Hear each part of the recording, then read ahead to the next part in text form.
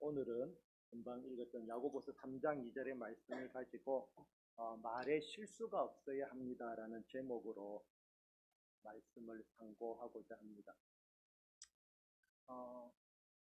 말은 중요하지요. 말을 우리가 그 사람의 말을 통해서 그 사람의 됨됨이를 알 수 있고 인격을 알 수 있지요. 또한 우리는 그 사람의 말을 통해서 그 사람의 믿음도 사실은 알 수 있습니다. 물론 그 사람 속에 있는 믿음을 하나님께서만 아시겠지만은, 그러나 겉으로 드러나는 말과 행동을 통해서도 조금은 추측해 볼 수가 있겠지요.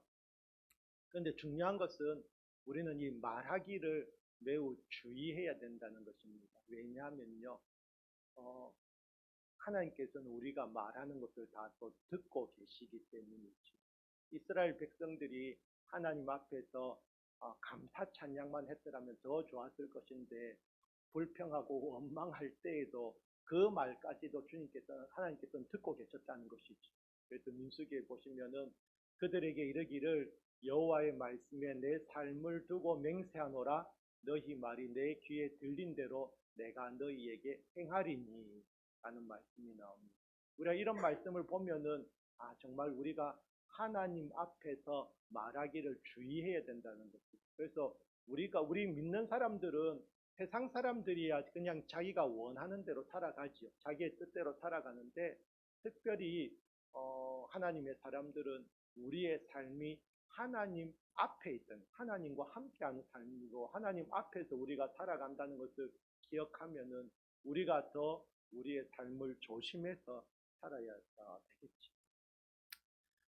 오늘 야고보서 3장 2절 말씀에 보시면은 우리가 다 실수가 많으니 말에 실수가 없는 자라면 곧 온전한 사람이라 능히 온몸도 굴레 씌우리라 라고 말씀하십니다. 맞습니다. 말에 실수가 없는 자가 사실은 없습니다. 말에 실수가 없는 자라면은 온전한 사람이라고 말씀하셨는데, 우리가 살다 보면은 다 말 실수 때문에 어려움을 겪습니다.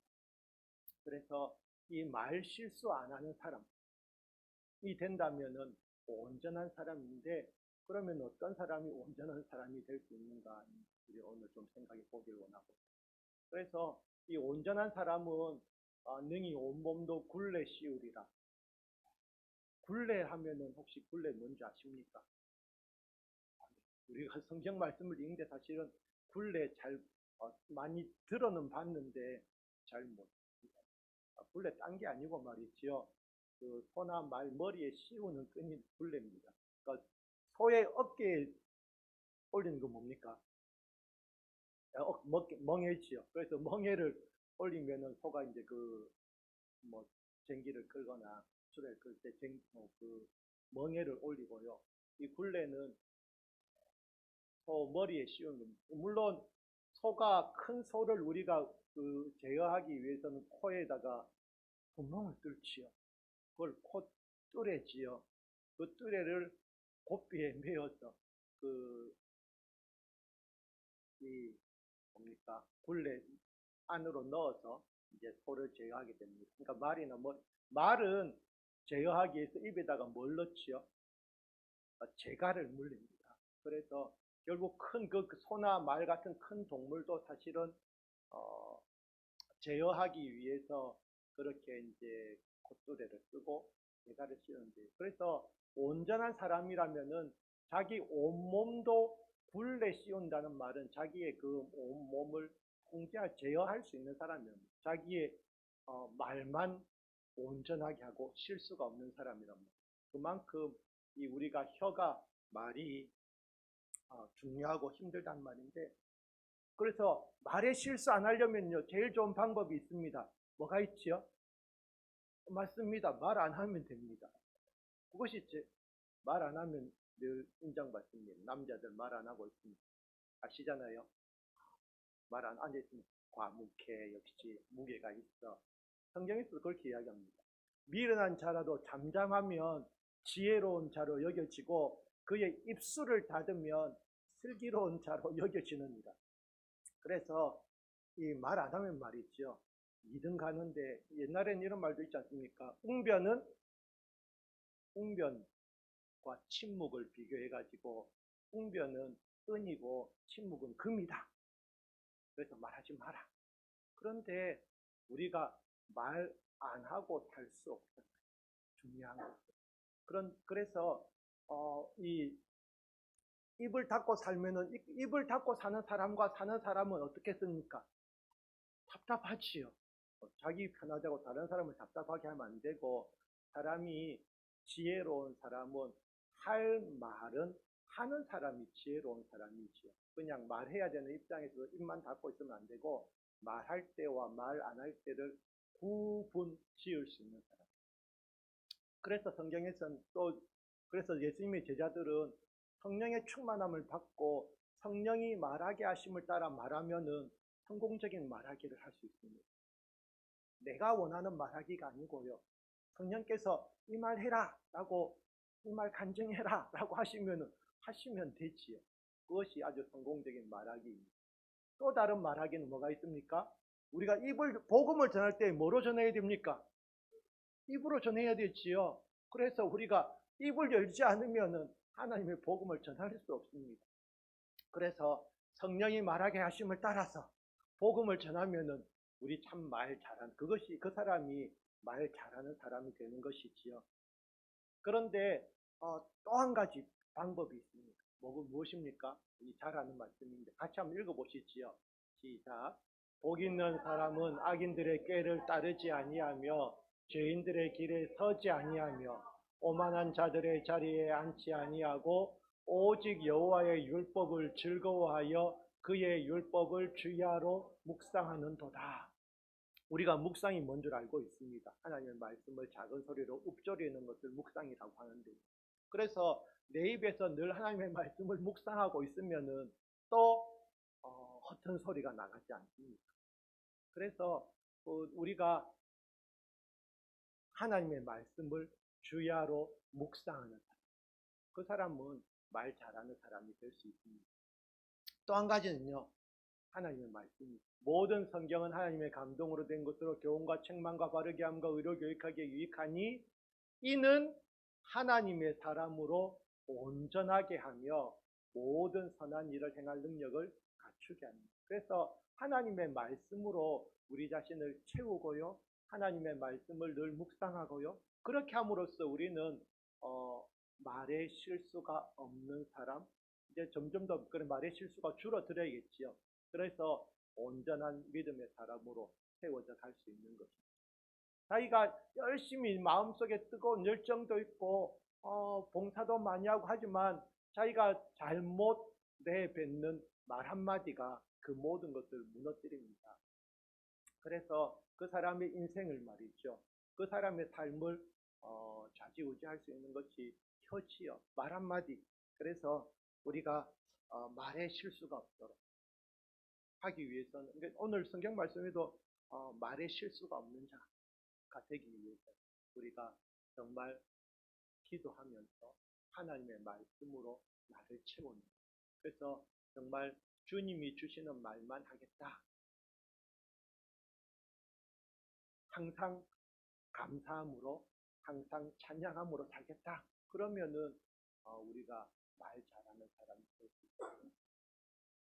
그런데 성경에 보면은 말 못해가지고 말 못하는 사람들 많이 나옵니다. 그래서 말 못하는 사람들은 말을 진짜 못하는 게 아니라 말을 너무 많이 해가지고 말 못하는 사람들, 그러니까 해야 될 말을 못하고, 그래서 오늘 말을 못해가지고 실패한 사람들 이야기도 잠시 한번 생각해 보도록 하겠습니다. 사무엘상 14장에 보시면요, 하루는 사울의 아들 요나단이 자기의 무기를 든 소년에게 이르되 우리가 건너편 블레셋 사람들의 부대로 건너가자 하고 그의 아버지에게는 아뢰지 아니하였더라.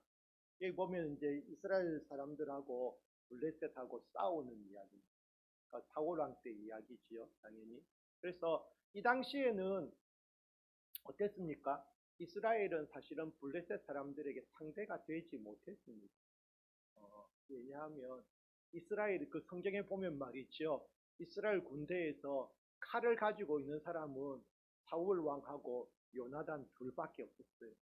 그럼 이스라엘 군사들은 뭘 가지고 있습니까? 농기구들 들고 있는 거예요. 아니면 몽둥이 들고 있고, 뭐 돌멩이 들고 있고, 뭐 그래 싸우러 나왔어요. 그러니까 서로 부대가 대치했는데 어떻게 합니까? 그냥 이스라엘 군대들은 사실은 다 숨어 있었어요. 그 뒤에 이야기도 여러분도 아시잖아요. 다음에 그 보면은 이제 그 뒤에 싸울 때도 골리앗 나오니까 이스라엘 군사들은 다 숨어가지고 아무도 그 앞에 나가지 못해요. 무기도 없어요. 다윗도 사실은 돌멩이 들고 나갔어요. 그래서 그런데 여기서 좀 이상한 것은 말이죠. 어, 요나단이 블레셋 사람들하고 싸우러 가면서 아버지에게는 아뢰지 아니하였더라. 뭔가 이 가정에도 문제가 있는 거죠. 오늘은 그것이 주제는 아니니까 이야기 더 길게 말씀드리지 않겠지만은, 아버지 사울과 요나단 사이의 관계에도 뭔가 좀 문제가 있어. 소통이 안 돼. 그래서 지금 전쟁에 나갔단 말이지요. 전쟁에 나갔고 싸우고 있는 상황인데, 자기 요나단이 아버지에게 말도 안 하고 자기 혼자 독자적인 행동을 하는 거예요. 그래서 이 요나단이 상당히 그 용감한 사람이긴 했어요. 그래서 가서 블레셋 사람들을 순식간에 한 20명 정도를 때려잡습니다. 그래서 이제 왕자니까 그 뒤에 이제 무기를 든 사람도 있는데 칼을 든 사람 뒤에 따라오는 거예요. 그래서 요나단이 잡아뜨리면은 그 칼을 든 사람이 그 찔러 죽이고 해가지고 한 20명을 순식간에 죽였어요. 그러니까 블레셋 군대에 난리가 난 거예요. 그래서 막 블레셋 군대들이 막 자기들끼리 이제 막 싸우기도 하고 하면서 아주 혼란 가운데 있으니까 이스라엘 백성들이 이제 용기를 얻어서 싸우러 가는 거예요. 그런데 싸울 때에 사울 왕이 이 말을 했습니다. 무슨 말을 했냐면은 이날에 이스라엘 백성들이 피곤하였으니 이는 사울이 백성에게 맹세시켜 경계하여 이르기를 저녁 곧 내가 내 원수에게 보복하는 때까지는 아무 음식물이든지 먹는 사람은 저주를 받을지어다 하였음이라. 그러므로 모든 백성이 음식물을 맛보지 못하고. 이 보면은 사울이 뭔가 자기는 열심을 가지고 말이지요. 내가 이 전쟁에서 꼭 이기자 결심해가지고 전쟁을 지휘하는데 이스라엘 백성들에게 이 말을 했어요. 너희들 오늘 하루 종일 아무것도 먹지 말고 오늘 밤까지 먹지 말고 전쟁만 해 라고 이야기를 했어요. 좀 잘못된 생각 아닙니까? 싸우는 병사들이 먹어가면서 싸워야 될 건데 아무 음식물이든지 먹는 사람은 저주를 받을 것이다 라고 이야기를 했어요. 그러니까 이스라엘 백성들이 또 왕이 그러니까 다 음식물을 못 먹었어요. 그런데 또 한 가지 더 특이한 거 가운데 보세요. 내가 내 원수에게 보복하는 때까지 라고 이야기합니다. 이 말만 놓고 보면은 사울은 이 전쟁이 자기의 전쟁이에요.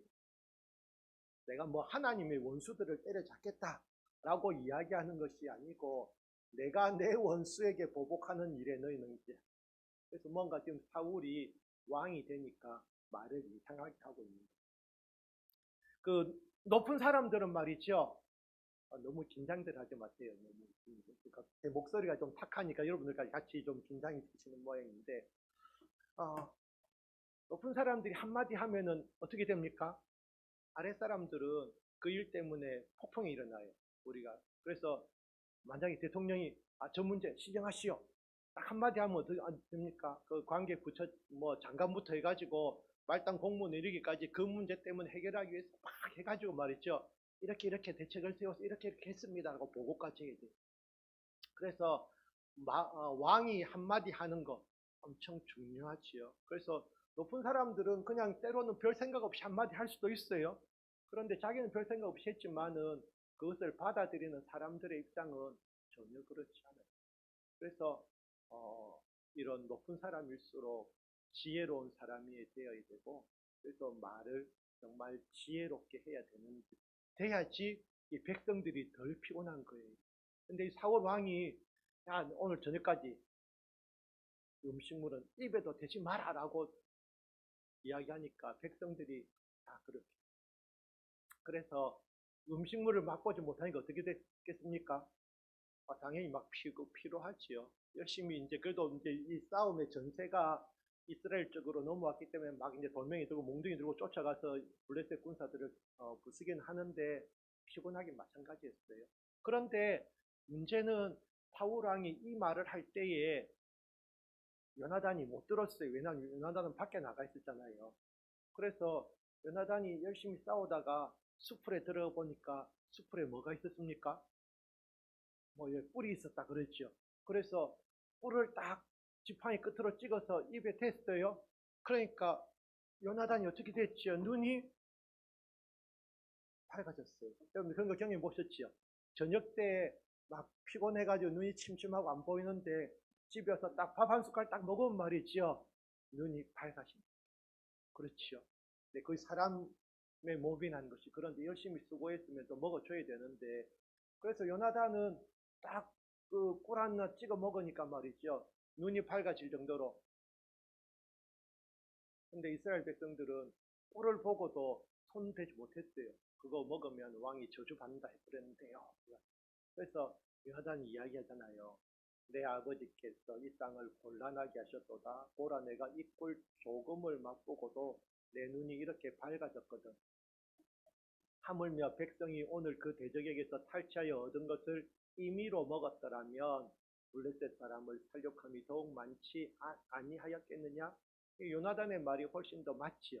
그래서 싸우면서 좀 먹어가면서 싸웠더라면 더 잘 싸웠을 것을 이 사울이 한마디 해가지고 이스라엘 백성들이 전체가 하루 종일 배 쫄쫄 굶으면서 말이죠. 어쨌든 싸웠어요. 근데 하나님의 은혜로 이기긴 이겼어요. 그런데 문제는 이제 드디어 밤이 됐어요. 밤이 되니까 이제 전투가 끝났단 말이지요. 이제 백성들이 배가 고프니까 어떻게 했겠습니까? 자기들이 빼앗았던 동물들을 막 잡았어요. 잡아가지고 그냥 막 먹는 거예요. 그것은 범죄지요. 왜 범죄입니까? 그렇죠. 피째 먹으면 안 된다고 하나님께서 말씀하셨는데 이스라엘 백성들이 전쟁한다고 하루 종일 쫄쫄 굶으니까 그냥 이제 전투 끝이야. 이제 먹어도 돼. 그러니 배가 고프니 그냥 막 잡아먹었어요. 그날의 백성이 믹마스에서부터 아얄론에 이르기까지 블레셋 사람들을 쳤으므로 그들이 심히 피곤한지라 이에 탈취한 물건에 달려가서 양과 소와 송아지들을 끌어다가 그것을 땅에서 잡아 핏대 먹었더니. 그래서 이 사울 왕이 한번 지시 한번 잘못 내린 덕분에 이스라엘 군사들 몽땅 또 죄인들이 됐어요. 하나님께서 하지만 이걸 이제 물론 다해 주셨지만은 그래서 왕이 말 한마디를 해도 정말 지혜롭게 해야 되고 믿음으로 해야 되는데 그냥 사울하면 자기 생각을 이야기한 것이에요. 내가 이렇게 이야기하면은 나의 열심을 하나님께서 봐주시지 않으실까? 그런데 이제 백성들이 전쟁 끝난 줄 알고 말이죠. 이제 좀 잡아먹고 힘을 내려 그러니까 사울왕이 또 뭐라고 이야기하냐면 이렇게 이야기합니다. 사울이 이르되 우리가 밤에 블레셋 사람들을 추격하여 동틀 때까지 그들 중에서 탈취하고 한 사람도 남기지 말자. 왕이 또 이렇게 말했어요. 백성들이 뭐라고 이야기합니까? 그러면은 왕의 생각에 좋은 대로 하소서. 백성 중 누구도 말이죠. 그 상황에서 안 됩니다. 너무 힘든데 오늘은 쉬어야 됩니다. 아무도 말 못하는 거예요. 왕이 이렇게 이야기하니까 좋은 대로 하소서. 또 갑시다. 끌려가려고 하는데 마침 제사장이 왔어요. 이리 와서 하나님께로 나아가사이다. 하나님의 뜻을 묻자는 말이죠. 옛날에 보면 전쟁할 때는 신탁을 하잖아요. 그래서 전쟁하기 전에 먼저 신에게 물어보고 그렇게 싸움을 하는데 그래서 또 제사장이 와서 그 말하니까 맞네. 그럼 물어봐라. 그런데 사울이 기도했어요. 내가 블레셋 사람들을 추격하리까 주께서 그들을 이스라엘의 손에 넘기시겠나이까? 그런데 하나님께서 아무런 대답을 하시지 않으셨어요. 답답하잖아요. 사울이 생각할 때 하나님께서 응답하시지 않는 이유는 뭐라고 생각했겠습니까? 우리 중에 누가 죄를 지은 모양이다. 옛날에 들은 이야기 있잖아요. 아간 이야기도 들은 기억도 있고 하니까 우리가 뭔가 죄를 지은 모양이다. 해가지고 이제 이스라엘 백성들 다 불렀어요. 다 모여라 해가지고 누가 죄를 지었나 알아보자. 해가지고 이야기하면서 이 말을 합니다. 이스라엘을 구원하신 여호와께서 살아계심을 두고 맹세하노니 내 아들 요나단에게 있다 할지라도 반드시 죽으리라 하되 모든 백성 중 한 사람도 대답하지 아니하매 백성들은 사실은 알고 있었어요. 요나단이 꿀 찍어 먹었다는 사실이 이미 다 소문나 있었는데 그런데 그것도 그렇지만 더 중요한 건 보세요. 지금 사울이 하는 말을 또 보세요. 이스라엘을 구원하신 여호와께서 살아계심을 두고 맹세하노니 내 아들 요나단에게 있다 할지라도 반드시 죽으리라. 요나단이 꿀 먹은 자는 모르는 사람 가운데 이야기하는데 그런데 앞에 말을 좀 너무 거창하지 않습니까? 여호와께서 살아계심을 두고 맹세하노니 뭐 이런 일에 또 자기가 그 여호와의 이름까지 거명해 가면서 말이에요. 자기는 마치 아주 믿음 있는 사람처럼 사실은 우리는 사울이 그렇게 믿음 있는 사람이 아니란 겁니다. 사무엘이 기다리라고 했을 때 길갈에서 어떻게 했으면 제사를 사무엘 오기 전에 혼자 드렸던 사람이 사울이지요. 그때 제사를 자기가 하나님 앞에 예배에 성공하기 위해서 예배 잘 드리기 위해서 드렸던 거 아니지요. 이스라엘 그냥 백성들이 흩어지니까 일단 전쟁도 못하겠고 안 되겠다 싶으니까 야 빨리 재물 가져와라 내가 직접 드리게 해서 드렸던 사람. 예배를 귀히 여기는 사람이 아니고 자기를 위해서 그 예배를 도구로 사용한 사람인데 여기서는 마치 아주 믿음 있는 사람처럼 여호와께서 살아계심을 두고 맹세하노니 이야기하지요. 뿐만 아니라 내 아들 요나단에게 있다 할지라도 반드시 죽으리라. 자기 아들도 여기서 이 사울의 믿음은 아브라함의 믿음과는 달라요. 아브라함이 자기 아들 바치는 가운데 전혀 다르지요. 그래서 비슷한 상황 같지만은 전혀 다른 상황 속에서 여기서도 보면은 사울과 요나단 사이에 뭔가 관계가 좀 안 좋았던 것 같아요. 그건 또 뭐 다음에 이야기하도록 하고요. 그래서 백성들이 아무 말도 안 하고 있어요. 그래서 딱 제비 뽑으면 결국 누가 나왔어요? 요나단이 나왔어요. 요나단. 그래서 이제 이야기하죠. 사울이 이르되 요나단아 내가 반드시 죽으리라. 그렇지 않으면 하나님이 내게 벌을 내리시고 또 내리시기를 원하노라. 이런 말들을 왜 하는지 모르겠어요. 너무 약간 좀 과장되어 있죠. 연극하는 것 같기도 한데 네가 반드시 죽으리라. 그렇지 않으면 하나님이 내게 벌을 내리시고 또 내리시기를 원하노라. 사울이 지금 왕이 되면서 그리고 이 전쟁에 지금 이김으로 인해 가지고 약간 너무 업돼 있는 거죠. 그래서 자기가 무슨 말을 하고 있는지도 어떻게 보면 모르는 것 같아요. 그냥 막 입에서 나오는 말들을 하고 있는 거예요. 그래서 아무런 음식물을 먹지 못하게 한 사람도 사울이고 그것으로 인해서 백성들이 곤란해 만든 사람도 사울이고 그런데 그 말 못 들은 요나단은 꿀 찍어 먹었는데 그런데 그거 먹었다고 이제 니는 죽어야 돼. 반드시 죽어야 되고 안 그러면 하나님 내게 벌을 내리시고 또 내리시기를 원한다. 아무 생각 없이 말에 실수가 계속 이어지는 거예요. 그런데 백성들이 조금 낫습니다. 백성들도 사울에게 배웠어요. 뭘 배웠습니까? 백성들도 이렇게 이야기합니다. 여호와의 살아계심을 두고 맹세하옵나니 사울이 계속 그런 말 하니까 백성들도 여호와의 살아계심을 두고 맹세하옵나니 그의 머리털 하나도 땅에 떨어지지 아니할 것은 그가 오늘 하나님과 동역하였습니다. 해가지고 결국 사울 왕이 요나단을 죽이지 못하게 하죠. 그러니까 결국 지금 이 사울 왕이 했던 말들은 아무 의미 없어요. 요나단아 내가 반드시 죽으리라. 요나단 죽어야 되는데 살았단 말이죠. 그럼 하나님이 어떻게 하셔야 됩니까? 또 사울에게 벌을 내리시고 또 내리셔야 되는데 이런 아무 의미 없는 말들을 갖다가 그러니까 하나님을 경외하는 마음이 사실은 없어요. 사울에게 그냥 자기가 왕이라는 것.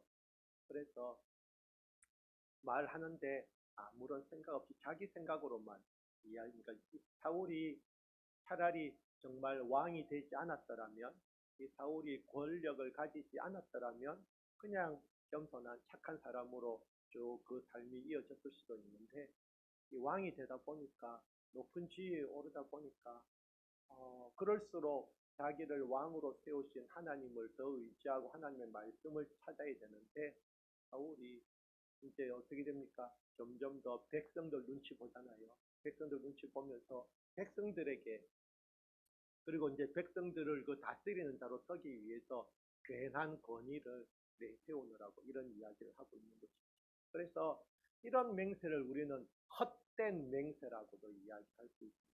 그래서 이런 헛된 맹세를 해가지고 그러니까 백성들까지도 다 이제 본받았어요. 말할 때마다 이제 이야기하겠죠. 이제 전쟁터에서 집으로 돌아가면서 백성들이 분명히 이렇게 이야기할 거예요.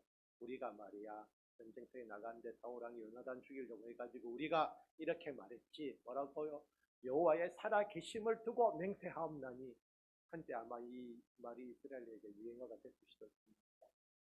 사람들이 하나님을 진짜 제대로 섬기는 것이 아니라 오히려 하나님을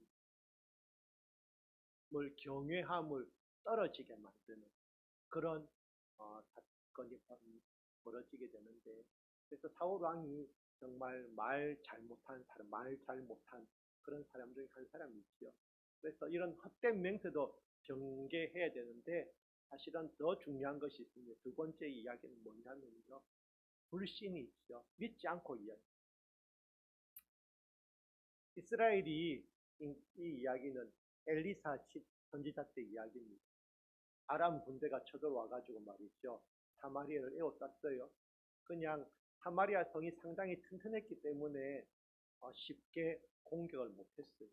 그러니까 그냥 둘러싸가지고 포위만 해가지고 고사시키는 게 이 아람 군대의 작전이었어요. 그래서 그냥 둘러싸고 앉아서 아무도 들어가지도 나오지도 못하게 만든 거예요. 그러니까 성 안에 식량이 다 떨어졌어요. 그래서 나귀 머리 하나에 은 80세겔이고 비둘기 똥 4분의 1갑에 은 5, 물론 또 비둘기 똥 나오시니까 그 사람들이 똥을 먹었나 생각하지 마시고 비둘기 똥을 어떻게 먹겠습니까? 학자들이 생각할 때는 이제 비둘기 똥을 닮은 콩이나 그런 종류일 수도 있다라고 생각하는 거죠. 아니 지금 똥을 지금 뭐 진짜 먹을 게 없으니까 똥이라도 뭐 먹었을 것이라고 생각도 할 수 있겠지만은 여기서 비둘기 똥보다는 비둘기 똥 모양의 콩 정도가 되지 않을까. 물론 이때 상황이 어떻습니까?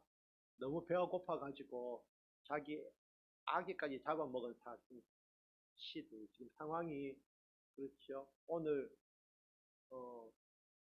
오늘은 내 아이 잡아먹고 내일은 네 아이 잡아먹자. 이제 말 바뀌었죠. 오늘은 네 아이 잡아먹고 내일은 내 아이 잡아먹자 해가지고 잡아먹었어요.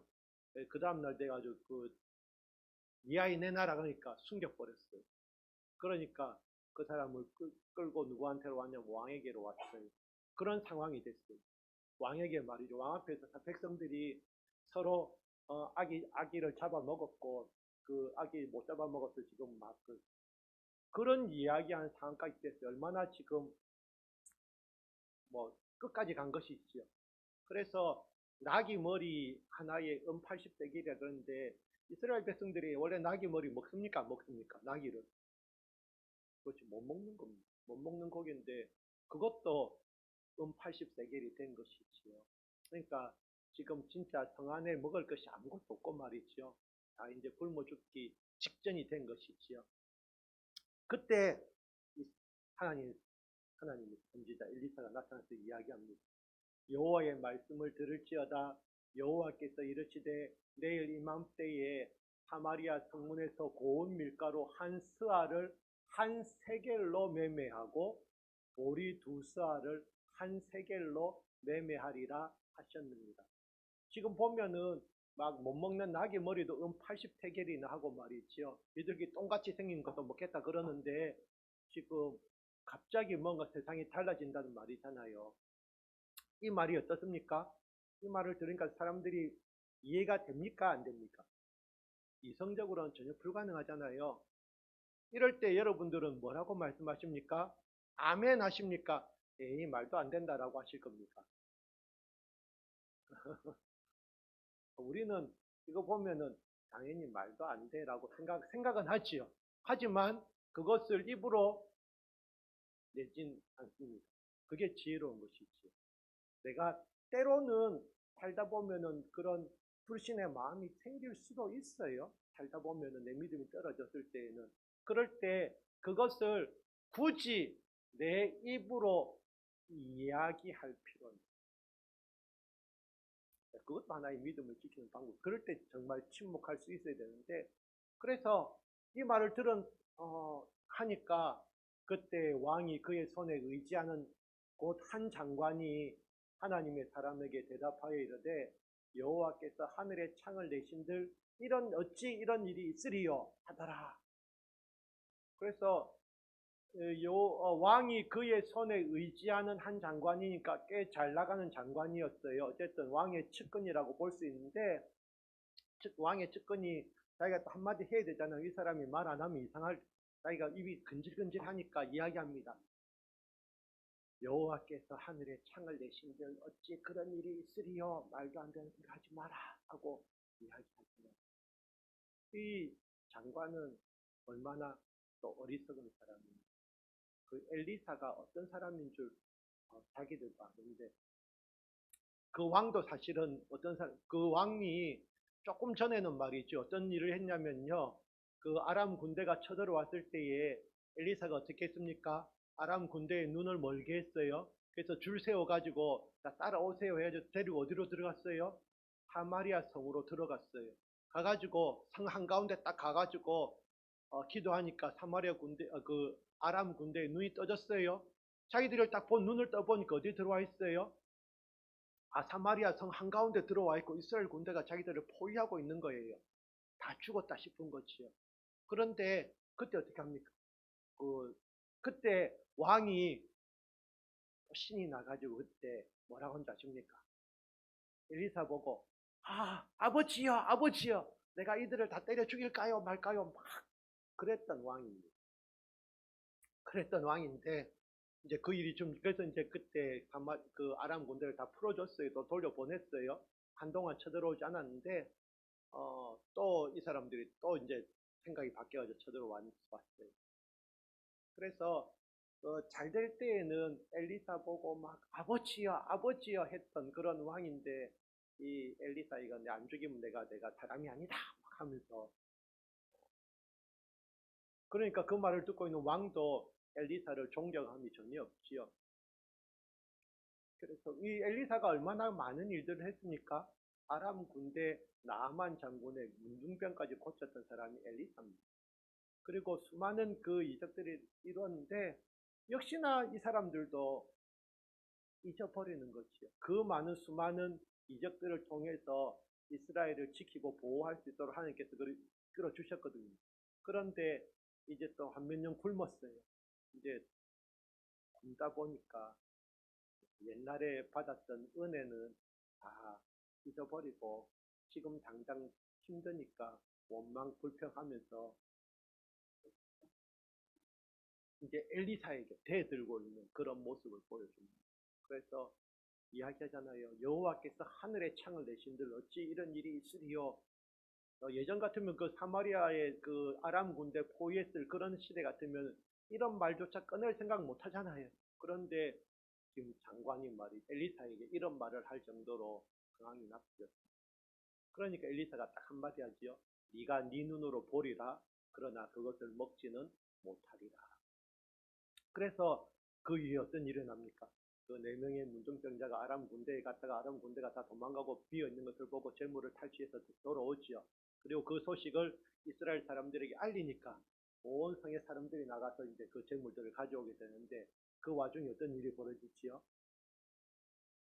그래서 지금 엘리사가 말한 대로 됐어요. 그래서 한 세겔 고운 밀가루 한 스알, 보리 두 스알 막 살 수 있는 정도 됐는데 그 장관은 이스라엘 백성들에게 밟혀서 죽게 됩니다. 그래서 역시 또한 엘리사의 말대로 이루어지는 것이죠. 그래서 우리가 정말 나의 이성에 맞지 않는, 나의 판단과 맞지 않는 하나님의 말씀을 직면했을 때 우리는 그때도 순종할 수 있어야 되고요. 그것이 제일 중요하지요. 그것이 어렵다 그러면 입을 다물어야 돼요. 차선으로 그것을 보고 난 이해가 안 되니까 이 말씀 받아들일 수 없다라고 막 내 입으로 그 말씀을 거부할 필요는 없지요. 장관이 엘리사의 말을 들었을 때에 그렇군요 하고 막 그냥 그 정도만 끝냈으면은 살아남았을 텐데 굳이 또 왕 앞에서 한마디 해가지고 완전 불신이죠. 그래서 우리가 하나님의 말씀이 주어졌을 때에 그 말씀에 대해서 불신하는 태도는 절대로 가져서는 안 되는 것이죠. 하나님의 말씀에 순종하는 그 말씀이 비록 내 생각과 다르다 할지라도 베드로가 잘한 점이 그 점이잖아요. 예수님께서 깊은 데 그물을 던져라. 그러니까 베드로가 물론 앞에 약간 부연 설명을 하긴 했어요. 우리가 밤새도록 수고도 했고 막 하지만 주님의 말씀에 의지하여서 그물 던집니다. 던지니까 실제로 그물이 가득 찼잖아요. 그래서 그것이죠. 사람들이 자기 생각이 있기 때문에 다른 사람의 말을 들었을 때에 자기 생각과 다른 말을 처음부터 100% 받아들이지 못하는 경우도 있고, 그건 어떻게 보면 그것이 더 당연한 말이죠. 자기 생각과 분명히 다르고 자기가 알고 있는 사실과 다른데 다른 이야기를 하면은 처음에 거기에 대해서 거부감이 드는 것은 사실입니다. 하지만 그것이 사람의 말이 아니고 주님께서 주시는 말씀일 때에는 그 말씀을 받아들이고 순종하는 것이 필요하지. 그래서 그 말씀에 순종했더니 하나님께서 또 그 역사를 이루시죠. 그래서 그것이죠. 그래서 예수님의 제자들도 말실수 많이 했습니다. 아시다시피 믿습니까? 예수님께서 나 이제 십자가에 달려 죽으러 간다 그랬을 때 예수님 제자들이 뭐라고 이야기합니까? 우리도 주와 함께 죽을지언정 주님을 결코 버리지 않겠습니다. 이야기합니다. 예수님께서 나사로 살리러 갈 때에도 말이죠.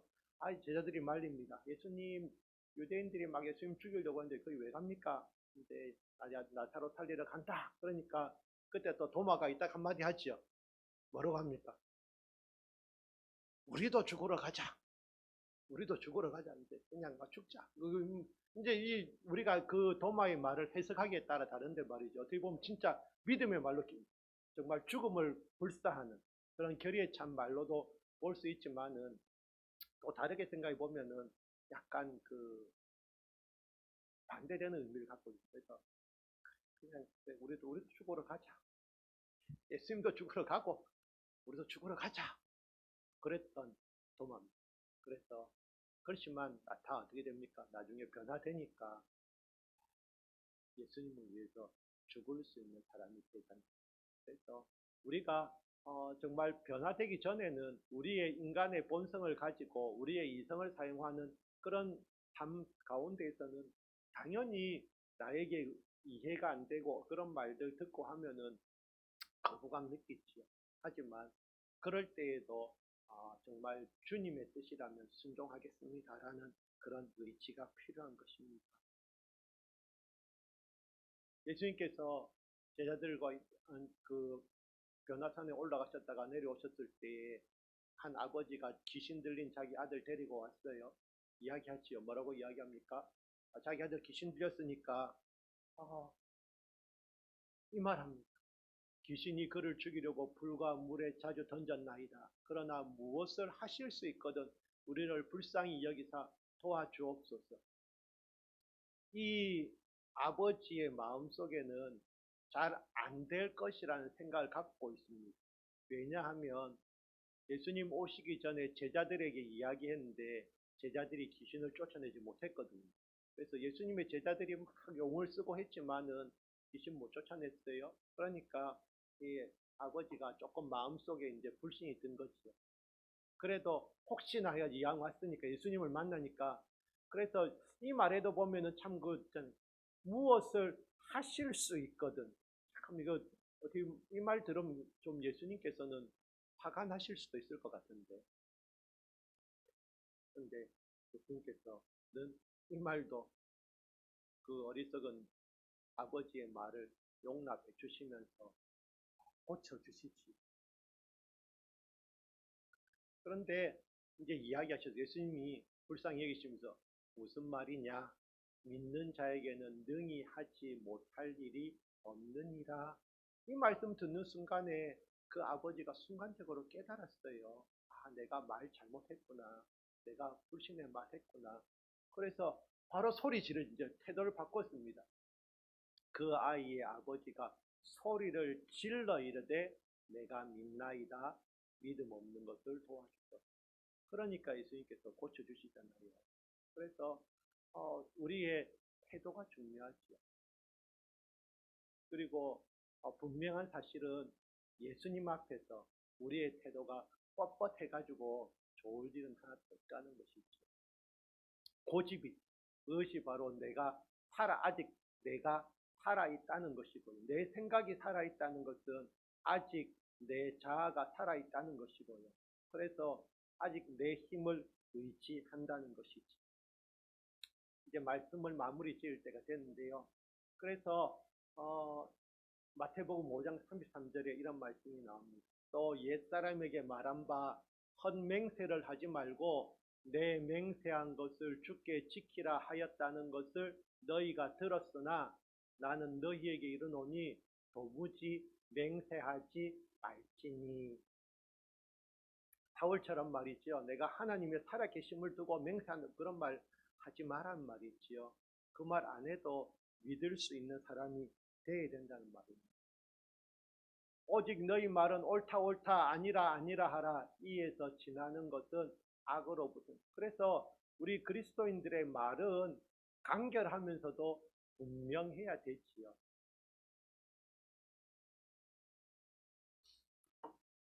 맹세 안 하고 사는 것이 중요합니다. 맹세 안 하더라도 저 사람의 말은 믿을 수 있어. 저 예수 믿는 사람의 말은 믿을 수 있어. 어떻게 해도요? 파트로 매주를 쓴다 해도 믿을 수 있어. 그런데 저 사람들은 말은 내 절대로 안 믿어. 콩으로 매주를 쓴다 해도 내 안 믿어. 하는 사람이 되면 안 되지요. 그래서 콩으로 매주를 쓴다 해도 안 믿는다 그러면은 그 사람이 전하는 복음을 받아들일 수가 없지요. 그래서 우리가 복음 열심히 전해야 되는 거 맞습니다. 입을 열어서 복음을 전해야 되는 건 분명한 사실인데, 하지만 그 말에 정말 말을 듣고 사람들이 복음을 받아들일 수 있도록 하는 것은 물론 하나님이시지만, 하지만 그 사람들의 마음이 좀 더 부드러워지게 할 수 있는 것은 우리의 또한 삶의 태도도 분명해야 됩니다. 우리가 말씀대로 사는 것.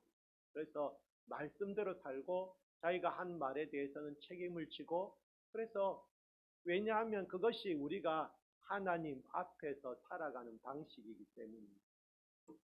그래서 이런 것, 우리가 하는 말이 정말 우리는 그냥 아무 생각 없이 말하는 자들이 아니라 하나님 앞에서 말하는 사람들이고, 내 생각을 말하는 것이 아니라 하나님의 뜻을 말하는 사람들이 되어야 되고, 그리고 그 말씀대로 살아야 되는 것이지. 우리가 예전에 이제 사람들이 말하는 태도에 따라서 어떤 사람은 부정적인 태도를 갖고 있는 사람도 있어요. 뭐 이야기하면은 안 돼, 안 돼부터 먼저 나오는 사람이 있어요. 뭐 하자 그러면 안 해요부터 먼저 하는 사람이 있어요. 그런데 어떤 사람은 어떻습니까? 하자 그러면 합시다 해가지고 긍정적에서 긍정의 사람들도 있어요. 그런데 우리는 긍정의 사람을 뛰어넘어요. 이게 무슨 말이냐면요. 있잖아요. 어쨌든 긍정의 힘을 믿어야 됩니다라고 이야기하는 사람들이 있어요. 하지만 우리는 긍정의 힘을 믿는 사람들이 아니고 우리 주님을 믿는 사람들. 그래서 믿음의 사람들은 단순히 긍정의 뭐야 잘 될 것이다 긍정이 아니고요. 왜 잘 되는가를 분명하게 해야 되죠. 우리 주님 때문에 잘 될 것이라고 이야기해야 되죠. 내가 그냥 긍정적으로 살면은 모든 일이 다 긍정적으로 잘 될 것이니까 긍정의 힘을 믿으세요 하는 말은 들으면 안 되는 거죠. 그래서 긍정의 말은 참 듣기 좋습니다. 긍정적으로 사세요 하면은 맞네 할 수 있겠지만은 긍정적으로 사는 것이 그 사람을 성공시키는 것이 아니라 하나님의 말씀으로 사는 사람이 하나님의 말씀을 듣고 거기에 순종한 사람이 성공하는 사람이 있죠. 그래서 우리가 믿음의 사람들은 결국 말씀으로 사는 사람들이고요. 그 말과 행동이 일치하는 사람. 그래서 우리는 하나님 앞에서 살아가는 사람들이기 때문에. 그래서 우리가 말에 실수가 없는, 우리가 물론 사회생활 하는데도 말 실수 안 하는 게 중요하지만은 우리가 복음을 전하는 사람으로 쓰임받기 위해서도 우리의 언행은 하나님 앞에서 이루어져야 됩니다. 그래서 정말 우리가 말에 실수 없는 사람이 되길 원하고 우리들의 입술이 하나님의 말씀으로 채워지기를 하나님의 말씀을 암송하고 묵상하는 그러면은 말의 실수를 안 하고 말의 실수가 없는 온전한 믿음의 사람들로 세워지는 제자교회 되기를 원합니다. 함께 기도하시겠습니다.